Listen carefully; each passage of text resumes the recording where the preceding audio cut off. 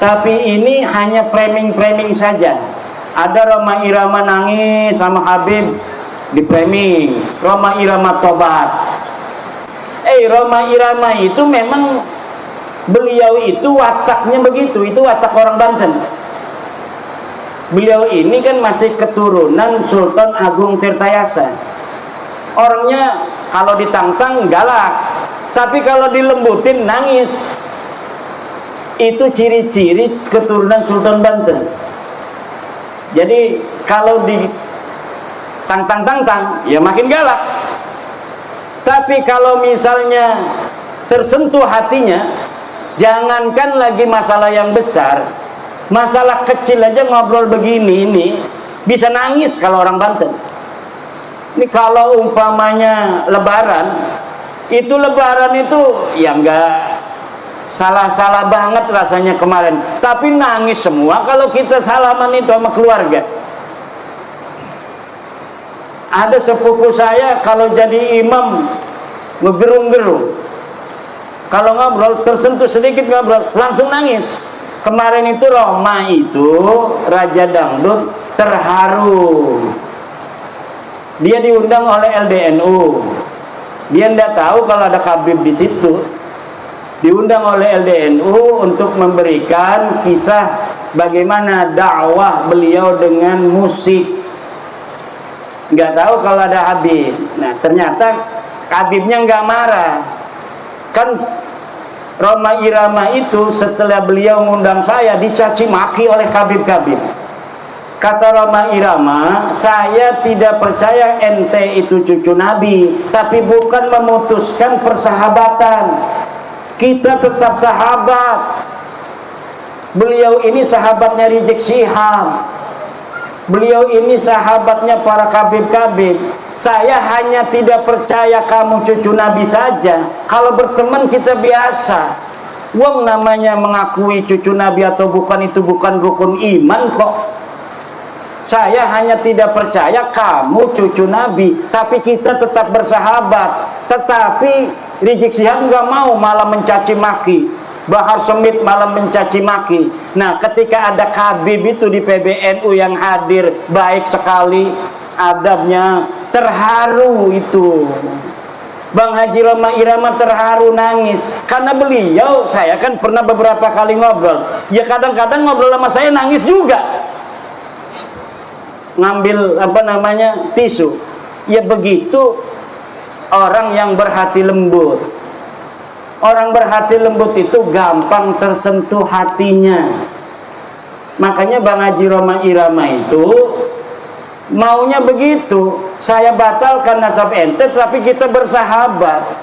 Yang biasanya minjemin marawis, ya kita minjeman lagi. Yang biasanya kita ngobrol, kita tetap ngobrol. Yang biasanya kita ini adalah kerja bareng, kita kerja bareng. Yang biasanya bisnis bareng, kita bisnis bareng. Yang udah kagol punya mantu Balawi, nggak apa-apa, jangan suruh cerai. Kita hanya tidak percaya mereka cucu Nabi. Bukan berarti kita memutuskan segalanya. Itu memang yang diungkapkan oleh Bang Haji Rhoma Irama. Cuma di framing. Coba lihat itu framingnya. Bang Haji bertobat. Dengerin apa yang diomongin Bang Haji. Apa benar dia ngomong bahwa Balawi sekarang secucu Nabi? Tidak ada. Itu hanya framing-framing. Karena Bang Haji Rhoma Irama pengennya begitu. Saya batalin itu nasab ente bukan berarti kita bermusuhan. Karena memang tidak ada dalilnya. Ente ngaku tahun 895 Hijriah, sebelumnya ndak ada. Sedangkan orang yang diaku itu hidupnya tahun 345 Hijriah. Nah, di dalam tahun 345 Hijriah sudah ada kitab nasab, keturunan Nabi dicatat semua, tapi ente nggak ada. Katanya ente turunan Ubed. Ubed nggak dicatat sebagai keturunan Nabi. 550 tahun. Di dalam kitab Silsilatul Alawiyah nggak dicatat. Di dalam kitab Tahdhibul Ansab tidak dicatat. Muntaqilatut Talibiyah tidak dicatat. Al-Majdi tidak dicatat. Itu semua di abad 5. Masuk ke abad 6 ada kitab karya Imam Al-Fahru Raji, Kiai Haris. Imam Al-Fahru Raji itu seorang ahli tafsir, ahli usul fikih. Kalau ada lafaz al-imam dimutlakkan dalam usul fikih, maka al-muradu al-imam ar-razi. Nah, beliau menulis kitab nasab. Beliau menulis kitab nasab namanya Asy-Syajarah Al-Mubarakah. Beliau menulis Ahmad bin Isa punya anaknya cuma 3, Muhammad, Ali, dan Husain. Tidak ada anak yang bernama Ubaid. Itu tahun 597 Hijriah.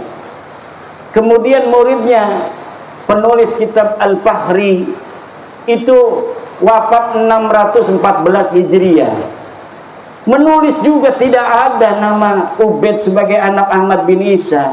Kemudian kitab Al-Asili, kemudian kitab As-Sabatul Musan, kemudian kitab Umdatul Talib Al-Kubra. Semuanya tidak ada yang nulis bahwa Habib ini putune Kanjeng Nabi. Tidak ada. Lah lamun wis mengkono niku premen kita arep dikon dipaksa-paksa ngakui. Wong kita wis ngedeleng kita belaka. Premen maning ukur urusanane. Apa kita harus berbohong gitu demi kamu? Bahwa kamu cucu Nabi, walaupun kita nggak percaya kan nggak bisa. Jadi udah, kata saya, ini udah selesai. Bahwa ente bukan cucu Nabi. Tes DNA ane melenceng Ki Haris.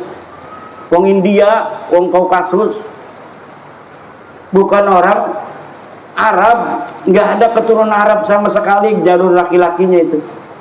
Nggak ada. Maka sudah beres saja biasa. Ayo kita bareng-bareng lagi. Yang biasanya datang tuh ke rumah saya jual minyak wangi, silakan. Saya bayarin 5.000. Yung minyak wangi 5.000 kok. Pengennya 500.000. Udah, ayo dagang. Kalau misalnya kita suka kepada barangnya, kita beli. Enggak, gara-gara ente Balawi kita suka barangnya, enggak beli, enggak bakal. Ayo kayak orang-orang biasa lagi. Bahwa ente bukan cucu Nabi itu sudah hakul yakin. Tajalla tajalliyan zahiran bayinan. Orang yang masih percaya itu dosa besar itu, Kiai Suwarman itu. Premen orang dosa besar yang menisbatkan orang yang bukan cucu Nabi diomong cucu Nabi. Itu ida bi Rasulillah. Walladzina yuduna Rasulullah lahum adzabun alim. Orang yang menyakiti Rasulullah itu akan mendapatkan siksa yang besar. Bagaimana coba? Orang yang bukan cucunya Nabi berbuat zina, minum-minuman, narkoba dan sebagainya, sering itu sekali ada di berita. Kemudian kita masih meyakini mereka sebagai cucu Nabi.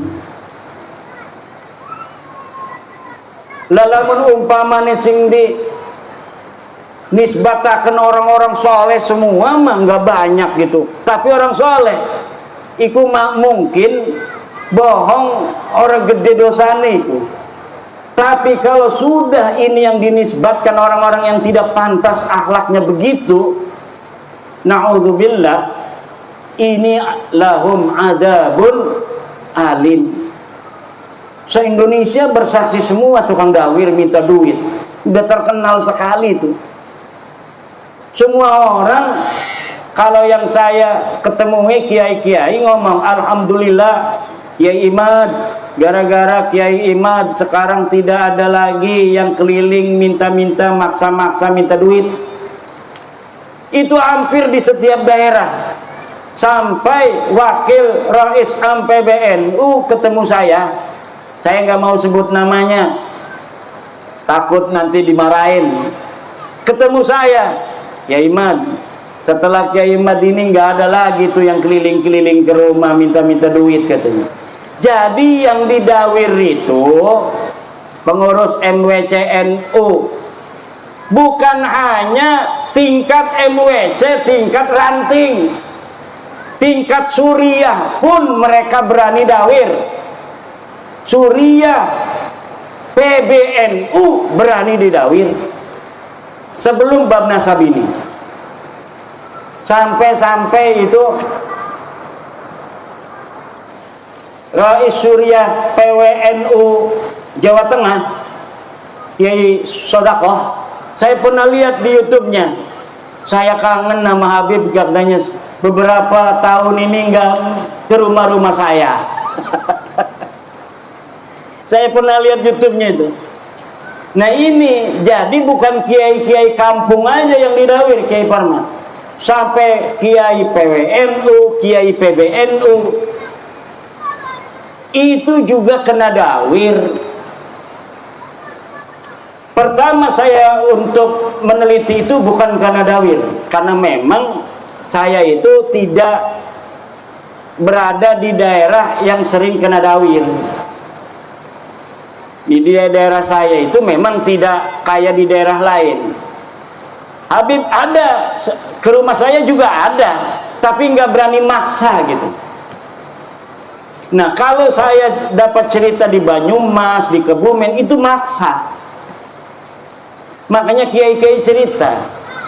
Nah saya itu meneliti nasab mereka bukan karena dawirnya, tapi karena kesombongan akhlaknya kepada kiai-kiai kampung, kepada kiai-kiai Nusantara.